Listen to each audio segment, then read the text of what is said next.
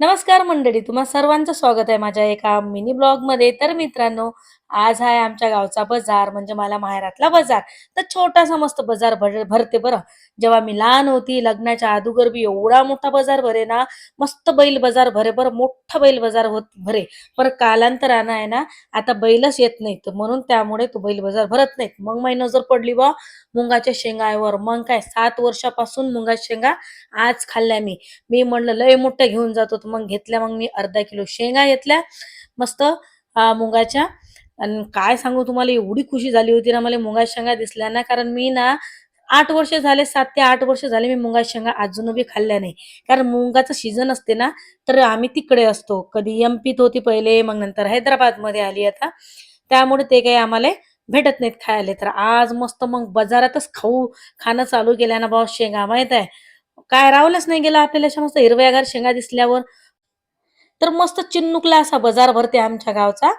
लय मोठा भरे बरं बा पहिले. बैल बाजार म्हणलं की किती मोठा बाजार भरते बरं.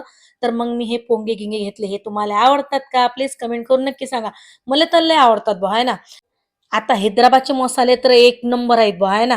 आणि पण मला माहेरातल्या मसाल्याची चव पडेल आहे माझी बिले. म्हणून म्हटलं चला खडा मसाला मस्त घेऊन घेतो. खडा मसाला, थंडा मसाला असं पूर्ण खडे मसाले घेऊन जातो म्हणलं तिकडे. मग घेतला मी ₹100 मसाला, आहे ना. तर या काकाजवळच मी मसाला घेत जाऊ बरं. मी लहान होती तर ते काका हे ओळखत नाहीत मले. मग बाई कोणाची पोरगी आहेस? असे विचारत जात. मग मी सांगितलं. मग काय बा मस्त गरम-गरम जिलेबी इकडे मस्त तळणं चालू होती. या दादाच्या हॉटेलमध्ये. मी म्हटलं, "दादा द्या मग आता मस्त अर्धा किलो जिलेबी." घेतली जिलेबी आणि मग काय पाणीपुरी दिसल्यावर बुवा मग काय रावल्या जाते का आपल्याला. महाराष्ट्रात आल्यावर जर पाणीपुरी नाही खाल्ली, मग काहीच फायदा नाही आहे ना. तर हे पाणीपुरी मी लहान असताना या काकाची पाणीपुरी होती तेव्हापासून. आता मस्त पोरगं बी सांभाळते, पोरगं बी मोठं झालं. तर हे काका एवढे खुश झाले ना, की लय म्हण "बाई तू खरोखर ना कधी बी आली की तू मला जवळचीच पाणीपुरी खाता." मी म्हणलं, "हो काका." पण एक नंबर पाणीपुरी बनवतात बरं, एक नंबर. त्याच्या पाणीपुरीला एवढी टेस्ट असते ना, जबरदस्त अशी टेस्ट ना मला कुठलीच नाही खायला भेटत बरं. म्हणून मी ना मला माहेरात आले की पाणीपुरी, भेळ वगैरे सगळं खाऊन पिऊन चालली जात असतो मी तिकडे संग माहीत आहे.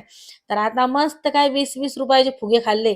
आणखीन खा वाटतात. पण मी म्हणलं, "बाप्पा जास्त नाही खायचं, लय उन्हाळा आहे. कशानं काही होईन बसा लागेन आहे ना." कारण गरमी लय आहे आपल्या महाराष्ट्रात. जबरदस्त पाणीपुरी झाली असं मस्त ना चवच आली जिभेले. तर मित्रांनो आजचा ब्लॉग कसा आवडला प्लीज कमेंट करून नक्की सांगा. परत भेटू एक नेक्स्ट ब्लॉगमध्ये. बाय.